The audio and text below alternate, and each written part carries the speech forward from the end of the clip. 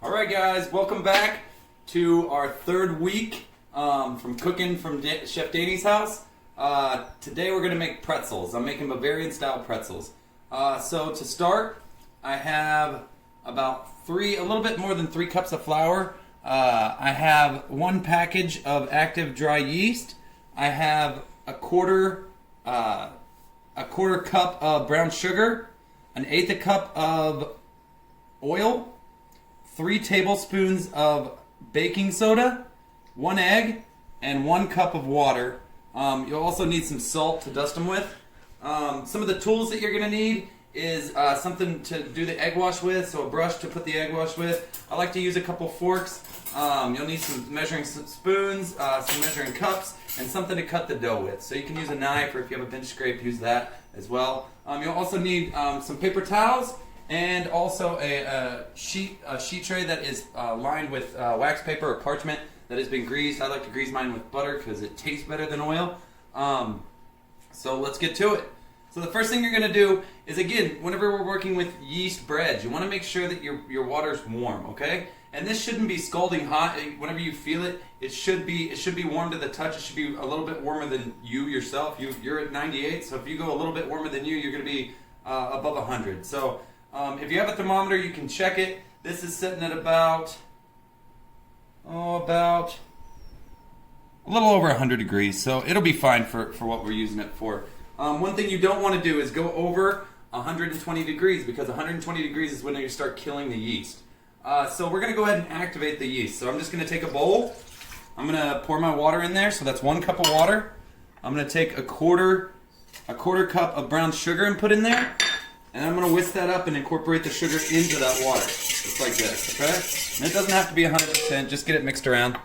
Okay? And then you can just go ahead and add your yeast over the top of that. And let it kind of activate, okay? So you could mix it in there if you wanted to, but I'm just going to let it set on top. I'm going to give it like a little bit of mix, but if you try to mix it, it's going to try to stick to your whatever you're trying to mix it with. So it's easier if you just leave it on top and let it kind of do its thing. You're going to let this sit here for about 5 minutes and let it activate, and let it start to eat that sugar inside there, and it'll start to activate. That water will activate it, and it'll start eating that sugar. So here in about 5 minutes, we'll come back. You'll see how it's really frothy, and we'll be ready to go.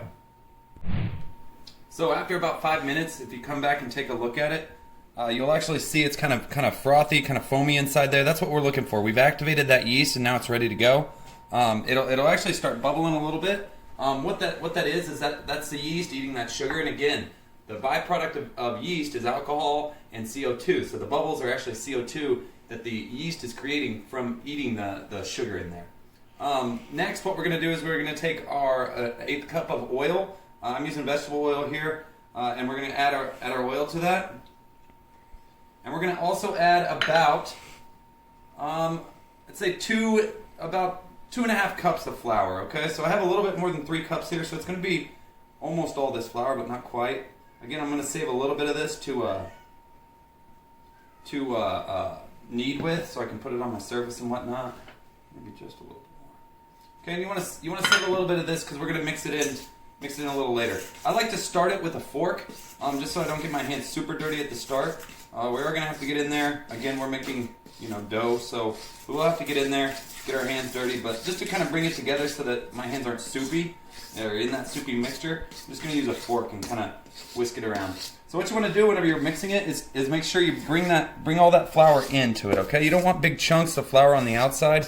You want to work it all into it whenever you're mixing it.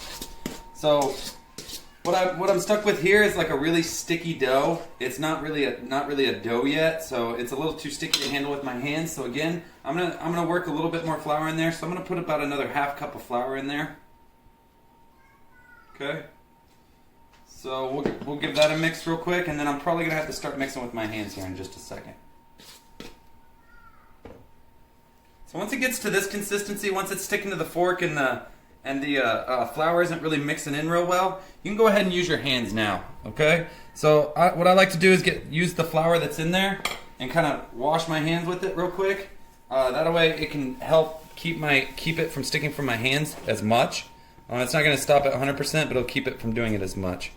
So again, we're just going to work that dough working the flour into it, and you can soak up the flour as you need it. Okay, so you don't need to leave it in that flour the whole time mixing it around. Just bring some flour into it and work that dough.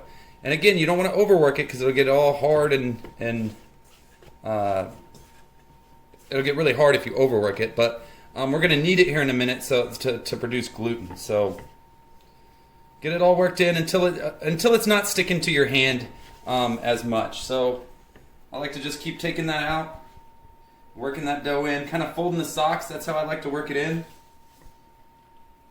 By now you guys should all know what that means. So once we get it to about here, okay, so it's not really sticking to my hands. It might be a little bit, but that's all right. We can knead some more in there in just a minute. So all the stuff that's in there, anything that's left in there right now, all that stuff, don't worry about trying to save that. It's all right. You know, flour's cheap. This is actually going to hurt our dough more than help it because it won't blend in there very well. So you can just go ahead and get rid of that. All right. So we'll get rid of our bowl for just a minute. Again, flour's our friend. If you guys got anything on there, go ahead and clean up your cutting board. Flour your surface pretty liberally. Okay. Again, I'm gonna clean up my hands a little bit so I don't work all this stuff into the dough. So just wash it over a trash can. Okay, and get as much off of there as you can.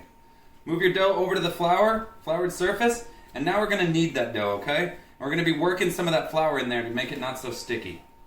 Okay, keep a pretty nice floured surface. Okay. And so we're going to knead this for about 3 minutes. The reason we're going to knead this so long is because not only do we need to work a little bit more flour in there, but we also want to create gluten. So what you guys love about soft pretzels, a Bavarian style pretzel is a soft pretzel with a crunchy outside. What you love about those pretzels is the chewiness on the inside. The way that chewiness is created is through this kneading process, which creates gluten. So again, guys, gluten is a protein that's found in flour. Whenever you mix it with water and then you do the kneading process on it, the more you knead it, the more gluten you get. So again, we're going to do this for about 3 minutes. Okay guys, so whenever you're kneading this, you'll start to feel it start to kind of get a little harder, and that's what we're looking for. It's not going to be, we don't want it to be super hard, but we don't want it to be super soft where it falls apart whenever we put it in our boiling water. So at this point, what we're looking for is if you're going to go ahead and fold the socks on it, like take it and fold it inside on itself, whenever you do that, you're looking for still a sticky dough to where it does stick, but it's not so sticky that it's going to stick to your hand and pull off on your hand. Okay, so that's the kind of dough we're looking for right there. All right. So what we're going to do now is we're actually going to take this and let this proof. So we're going to let it double in size. Okay, so we're going to put it back into a bowl. Make sure you have a well-oiled bowl, and we're going to leave that out at room temperature for about 20-25 minutes. If you have a proofer, which I don't know many people that do, you could pop it in the proofer, and it would help it speed up. But yeah, just put this into a well-oiled bowl, wrap it, or put a towel over it, a moist towel over it, and let it sit out at room temperature for about 20-25 minutes until it's doubled in size. Alright guys, welcome back. So as you can see, take this wrap off, as you can see my dough has doubled in size. So that's what we're looking for there. Again, it really depends on where you proof it. I proofed mine over the oven, which helps expedite it, helps speed it up a little bit. You could leave it at room temperature, but the warmer the environment, the faster it's going to proof. So it could be 20 minutes, it could be 40 minutes, depending on where you're proofing it. So take a little bit of flour, and again, lightly flour your surface, and you don't need a whole lot at all at this point, because you don't want to work a whole lot more flour in there. We're just going to take this and turn this out onto this surface, and we're going to go ahead and punch all the air out of it. Okay. We're going to knead it, lightly knead this, okay? And if it soaks up some of that flour, it's okay. Okay? And so, what I like to do, what we're doing at this point is what I said a couple days ago. We're redistributing the the yeast inside there and the air that it's already made, or the CO2 that it's already made, so that we don't have big pockets of CO2 inside there. So you want to make sure that you work it out. That's why we pound it down, and we're going to let it proof one more time after this as well. So pound it down, get all the air out, stretch it out. What I like to do is take your cutter, whatever you have, your knife or your bench scraper, and you're just going to go ahead and cut maybe, I don't know, maybe about 4 ounces off, okay? And we'll probably be able to get about 3 out of this one. Okay? So from here, what I'm going to do is I'm going to take it, put it over here, and I'm going to do kind of like what I did with the gnocchi. I'm going to stretch this out into a long string.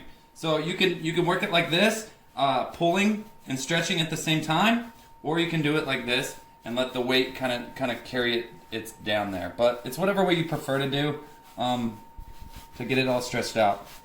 Okay, so we want it to be about, probably about 12 inches long.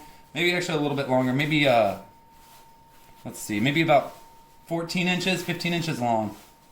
Okay, and try to make it as even as you can. And while I'm rocking back and forth, I'm also pulling outwards.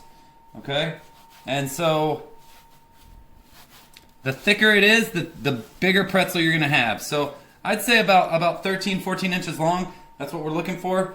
And it doesn't have to be perfect. That's all right. So you guys, if you guys watched the video that I posted online, you saw them and they were like, I'm not that fast, guys. So bear with me. All right, so just keep rolling it and stretching it. Okay. And once you get a pretty even string, it's going to be about 2 feet long. So we're looking for actually about 2 feet long, not any shorter than that. It'll be too hard to roll if you go much shorter than that. What you're going to do is you're going to take and make a U. Then you take this U and you fold it over itself like that. Then you're going to twist it, okay? And then you're just going to bring that right back up like this. Okay? If you have too much, you can go ahead and cut that off, or you can go ahead and re-roll it and make your circle a little bigger. And then that's the pretzel shape right there that we're looking for. Okay? We'll go ahead and pinch these in. You could use a little bit of water to ensure that they hold in there real well. Okay? And then you can reshape it a little bit. Okay? And then we're going to take it and we're going to transfer it to a sheet tray, a parchment lined sheet tray. I'm actually going to put a little water on there to make sure it sticks. You can just put a little water on your hand and kind of brush that backside where you want it to stick. Okay? And then stick it on. Okay, that water will help it stick together.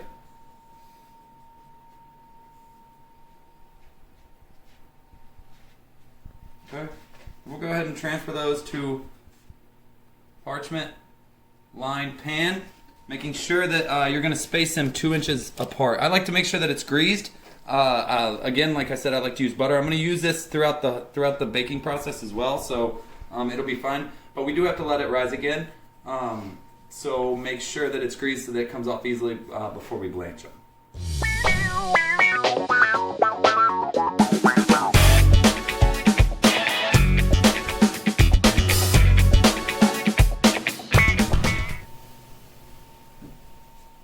All right, guys, welcome back.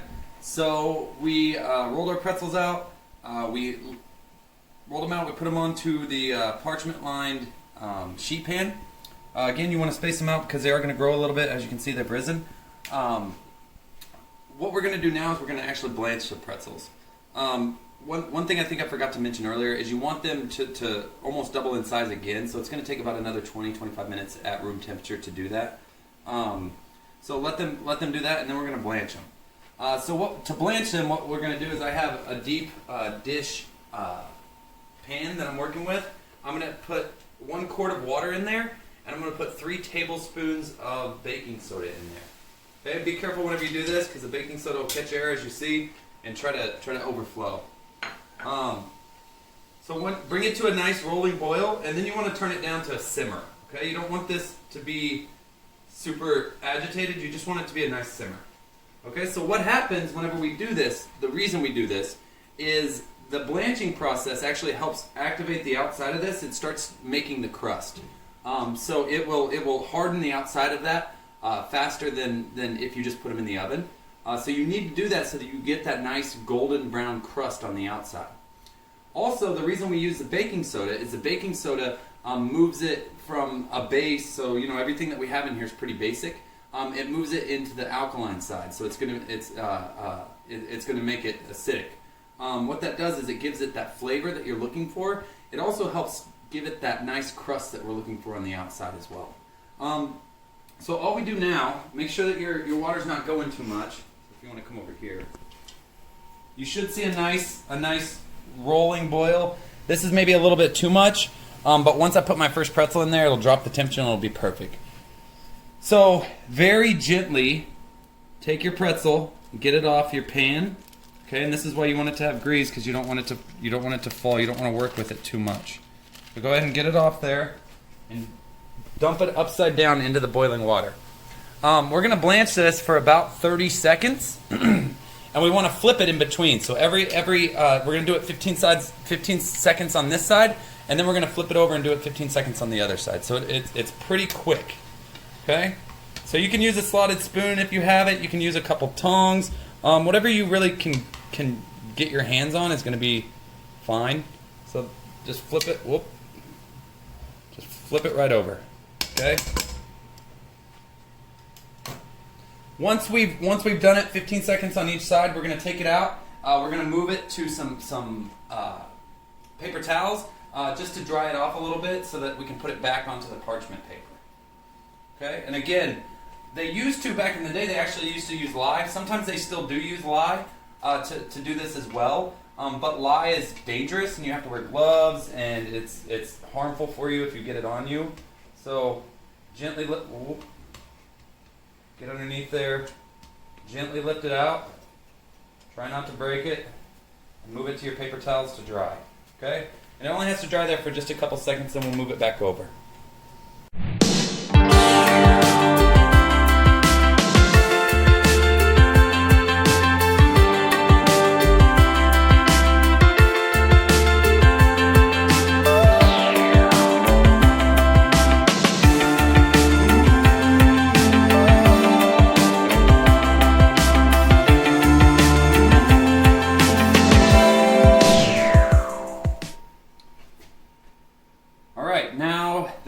Blanched, and again, the reason we do the blanching process, it's going to give it a nice caramelization on the outside. If we didn't blanch it, it would remain kind of this color. It'd get a little darker, but not much. It wouldn't really look like a pretzel. It wouldn't be as crunchy on the outside as it would be without the baking soda, and so that's the reason we do this. Do you have to do it? No, but it really kind of adds to what a pretzel is. It's the same way that they do bagels as well, to have that nice, crunchy exterior with that nice chewy, soft interior.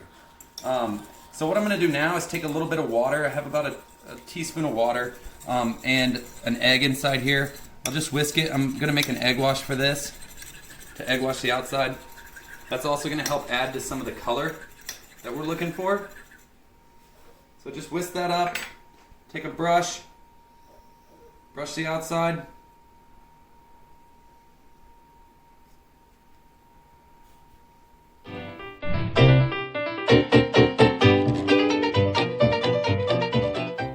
Alright, so now that we've got them all egg washed, we're just going to take some salt. You can use kosher salt if you got it, or sea salt, and then we're going to sprinkle it on the outside because, pretzels got to have that saltiness with it as well.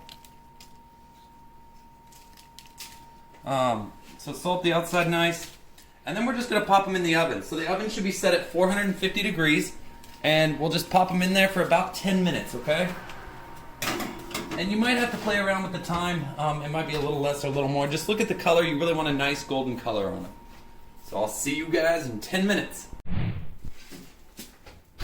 Alright guys, so they were in there for about 10 minutes. You can see this crust is nice and dark. That's what we're looking for. You could probably go maybe a minute less, but those look pretty good. We'll let them sit there. We're going to let them finish. They're going to kind of steam on the inside a little bit, so I don't want to cut into them quite yet. We want to let them cool down just a little bit. One thing I want to talk about, earlier I said that baking soda is an alkali. Well, it's a base, but once you mix it with water, it actually becomes an alkali. So that's what helps give it this golden brown as well. It helps dry out that outside, and it helps it react with the heat to give it this nice golden brown that we're looking for. Again, if you didn't do the blanching process, it would look really kind of pale. If you didn't put the egg wash on it, again, it would look a little pale as well. And the salt wouldn't stick as well. So now that it's cooled down just a little bit, let's go ahead and take one and cut it open. See how it looks.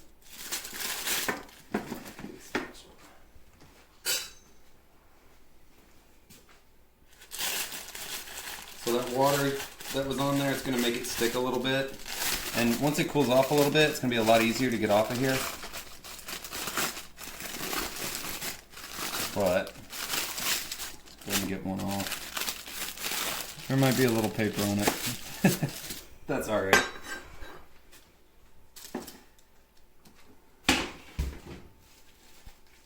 So, the outside has that nice crispiness that we're looking for. The inside, how it looks on the inside. So, it's cooked all the way. It's nice and spongy. It should have a nice chewiness to it. Again, it's still pretty hot. One thing you can do, serve it with some ground mustard, some stone ground mustard. You could make a cheese sauce and serve it with a cheese sauce, but however you enjoy it, you can enjoy it just like this. But thank you guys for visiting me in my house again this week. I hope you guys enjoyed it. I hope you guys learned something. Make sure you're washing your hands, and have a good week.